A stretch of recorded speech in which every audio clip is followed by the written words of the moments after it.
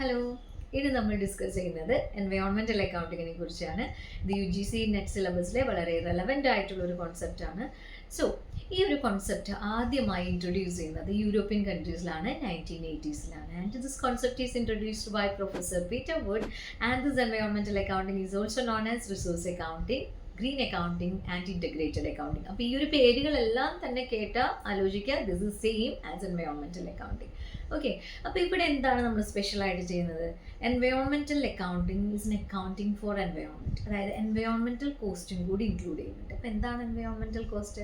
അതായത് ഒരു കമ്പനിയുടെ ഫൈനാൻഷ്യൽ റിസൾട്ട്സിൽ നമ്മൾ അത് പ്രോഫിറ്റ് ഉണ്ടാക്കിയോ ലോസ് ഉണ്ടാക്കിയോ എന്ന് മാത്രമാണ് റിപ്പോർട്ട് ചെയ്യുന്നത്, അല്ലേ? അതിൻ്റെ ഒരു ഫൈനാൻഷ്യൽ റിപ്പോർട്ടിംഗ് ടൈമിൽ അതിൻ്റെ ഫൈനാൻഷ്യൽ സ്റ്റേറ്റ്മെൻറ്റിലായാലും.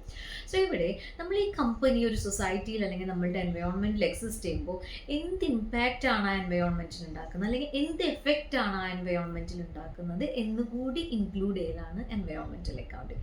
അപ്പോൾ അതെങ്ങനെയാണ് അറിയുക? എൻവയോൺമെൻറ്റൽ കോസ്റ്റ് ആൻഡ് ബെനിഫിറ്റ്സ് എങ്ങനെയാണ് മെഷർ ചെയ്യുക? ഈ കമ്പനിയുടെ എനർജി യൂസേജ്, ഈ കമ്പനിയുടെ അതുപോലെ വേസ്റ്റ് ജനറേഷൻ, അതിൻ്റെ വാട്ടർ യൂസേജ്, അതിൻ്റെ പൊല്യൂഷൻ എമിഷൻ, ഇതെല്ലാം നമ്മൾ മെഷർ ചെയ്ത്, അതായത് ഇതെല്ലാം ട്രാക്ക് ചെയ്ത് ഐഡൻറ്റിഫൈ ചെയ്ത് മെഷർ ചെയ്ത് റിപ്പോർട്ട് സബ്മിറ്റ് ചെയ്യാണ് എൻവയോൺമെൻറ്റൽ അക്കൗണ്ടിങ്ങിൽ ചെയ്യുന്നത്.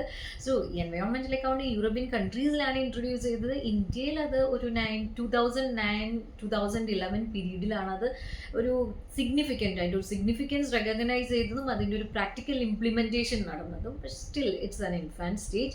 സോ നമുക്ക് എൻവയോൺമെൻറ്റൽ അക്കൗണ്ടിങ്ങിൻ്റെ ടൈപ്സിനെ കുറിച്ച് നോക്കാനുണ്ട്. അത് നമുക്ക് നെക്സ്റ്റ് പാർട്ടിൽ കാണാം. Okay, thank you for watching.